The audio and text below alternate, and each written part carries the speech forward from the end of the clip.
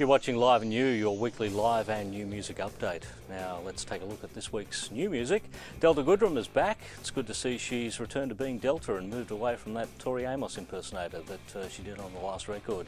This is back to Delta you knew from Innocent Eyes, only more grown up. Rogue Trader's Better in the Dark is well worth a listen. There's a lot of interest in this act from the USA. You would have probably already heard the first single, Don't You Want to Feel? This is an excellent follow-up to last year's Here Comes the Drums. Serge Tankian has stepped out solo from System of a Down for the one-off solo record. Of course, it's all about politics and completely anti-Bush, so we love it. The Eagles are back on the road and back with their first new album in 28 years. Long Road Out of Eden is a 20-track 2-CD set, and if you love the old Eagles, this album is a must. Despite a 28-year-old gap, it's like they've just picked up where they left off. Neil Young has a new record out, Chrome Dreams 2. It's the sequel to the unreleased album from the 70s. You may never have heard Chrome Dreams, it never came out, but at least you can now enjoy the follow-up. The record covers all of Neil's multiple personalities with a band made up of members from his previous bands. Coming up over the next couple of weeks, the Veronicas will return in November with their second album, Hook Me Up. Kylie Minogue is preparing for her 10th studio album, which is titled X'd. What is weird about this one is that she called the 10th album X, the Roman numeral for 10, but the album is being released the same week as the 10th anniversary of the death of Michael Hutchence, Kylie's ex-boyfriend. Am I reading too much into that? I wonder. Tania, Doko and Irwin Thomas, She Said Yes, and they've had enormous success with numerous other bands in the past. Tania, Bachelor Girl, Irwin out front of Southern Sons, and you know, you've had a collection of greatest hits between the two of you. I'm guessing there's probably quite a few awards hanging around the house as well. You know, like looking now at being in the independent world of music compared to being part of a major record label, if some new act came up to you and recommended, do I sign with a major or do I do it indie, what would your answer be to that? Whoa, it's a great question. It depends what they're offering. Yeah. But ultimately, it's a question of, you know, being true to you and staying in integrity. And regardless, you need bucks to make a great record, although you don't need as many as you once needed. Yeah, that's right. I mean, the bucks cost, you need them to get names on your record. You know, when you want to get someone to mix your record that mixed, you know, Duran Duran's record. Right. Or, you know, I mean, that's where you really, you know, kind of need, I mean, there's great engineers out there. There's, you know, there's great guys producing records that no one knows who they are.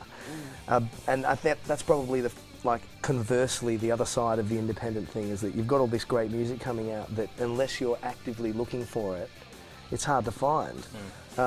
You know, that's where the majors seem to kind of, you know, have a leg up in the market penetration, you know, side of things. Yes. But on the artistic side, without a doubt, you know, I'd say go indie. You know, make your own records, make the music that you want to make, live in an inspired existence, you know, and then you know, if a major picks you up because they love what you do and they don't want to change you, then, you know, you're in good stead to kind of, you know, have a career.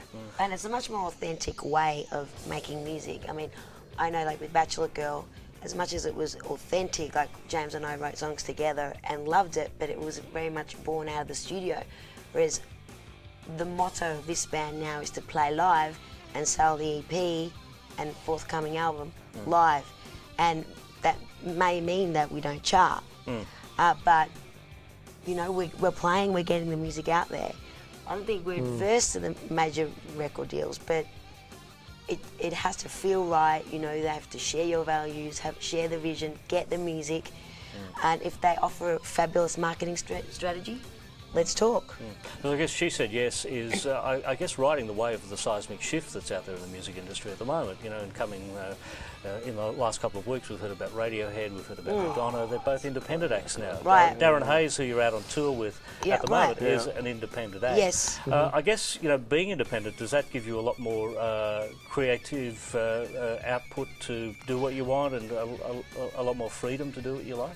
Well, that's one of the pros, isn't it? Yeah. Why didn't have, you know, people breathing down my neck about what, you know, water this down and remix that and remix that.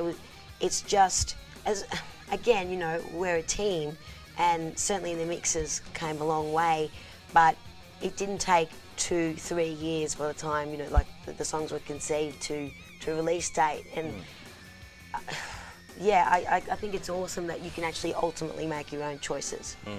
And you can get out there with a couple of other bands as well, like you're doing, That's you know, the thing Electric that Mary I find as well. exciting. Yeah, it allows you to be a more active member in the music community. You may not be a more active member publicly or commercially, but you get to keep working. I mean, as an independent artist, you could make, I mean, really, you could make 4 EPs a year if you wanted to.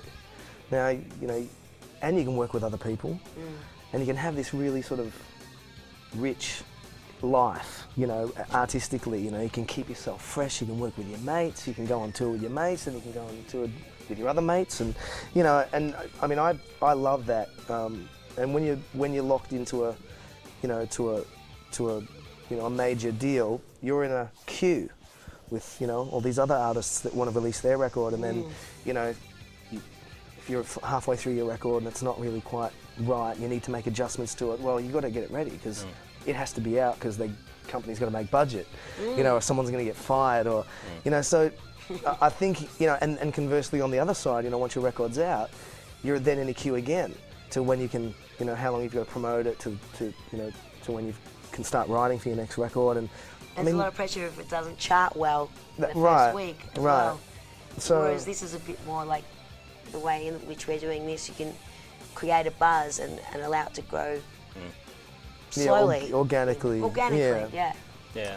Well, the EP's out there at the moment for She Said Yes. Do you go down the album route for 2008, or is it a series of solo songs that people can download? All of the above. The plan is to release the entire album by the end of first quarter next year, and I'll be looking at distribution at that point. And yeah, I mean, it'll also be available on iTunes, etc., in due course.